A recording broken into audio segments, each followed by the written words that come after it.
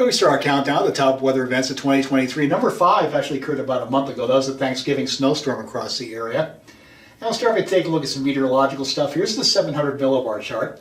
About 10,000 feet above sea level is approximate for this. We're about 5,000 feet above most of the elevation of Wyoming, since most of us are about a mile up above sea level. You can see a couple of things here we want to look at. One is, you see this flow here. This is an easterly flow here. This is usually a good direction to get what we call upslope. Basically, the air hits the mountains and it rises, and that's how a lot of rain and snow gets squeezed out of the clouds. And the other feature here is this right here. You can see these lines here. These are called height lines. Don't worry about what they're called. And you can see right here, the center of the low here is right here, an upper level low. And a good place for the 700 millibar low to track to get heavy snow across much of Wyoming is here across the Wyoming and Colorado border, and it's moving this way. So that's in a very good position. Next thing we'll take a look at, this is what's called the skew-T diagram. Now, when we launch a weather balloon, this is where this data comes from. And one's just about to finish right now when I'm recording this, so let me get this done.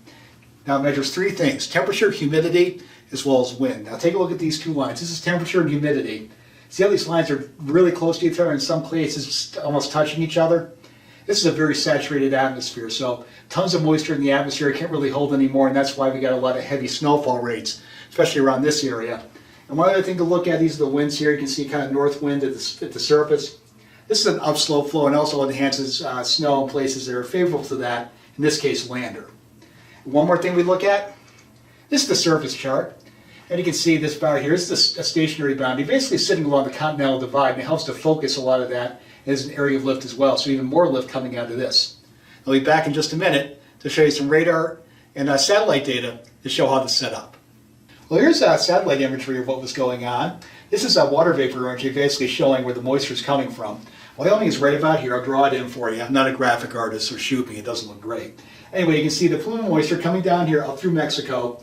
They're basically riding up and coming right up into Wyoming, so we had a nice deep moisture plume. And you can see it spinning in the atmosphere as well. That's the upper level low I was talking about earlier, moving from west to east toward the area. Now I'll take a look at the radar.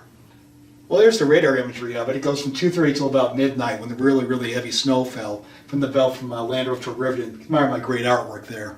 I know, don't quit my day job. Anyway, you can see it forms basically just over our office. It's like sinking to the south and east just a little bit, saying up just to the south and east of our office. Our office is right there. That's where the radar is. You can see it really doesn't move for about 7 or 8 hours until it really starts breaking up after midnight, and the snowfall rates at least became a little bit lighter. And we got some snowfall rates in here measured at 2 to 3 inches an hour at times. And looking at this on the radar, the signature, this almost looks like a lake effect band, something you see coming off of Lake Erie or Lake Ontario. I lived in Western Pennsylvania for a while, and I saw these firsthand. You can get very heavy snowfall rates in these, and a lot of snow as well. How much snow? I'll show you that next. And you can see the results of this if we take a look at this slide right here. You can see where that band's set up. You can see basically, this is Landers right here. It's hard to see, but it's right here. This is Riverton. Look at the snowfall amounts right here. Anywhere from about 17, some places 27, 28 inches of snow falling out of this. Most of that falling in just that 8-hour period when it was coming down 2 to 3 inches an hour. Many other places got a decent amount of snow, about 10.5. This is at the airport. 11 on Casper Mountain. Casper about 3 to 6. Some parts of southwestern Park County did pretty well, anywhere from 6 to 10. About 4 to 5 around Worland. And about 8 to 10 inches here around DuBois with that favorable southeast flow going up there and upsloping. So to summarize it, you can see western Riverton, 16 to 20 inches.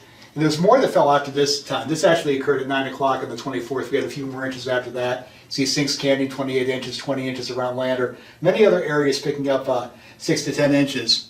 So disruption to travel, especially around the holiday. And we broke a record too.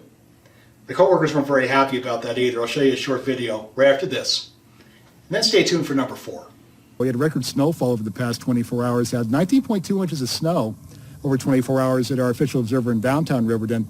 That breaks the old record of 17 inches. And our records go back a long way here, going back to 1907, so 116 years. Snowiest day on record. We're so happy about this. Everything's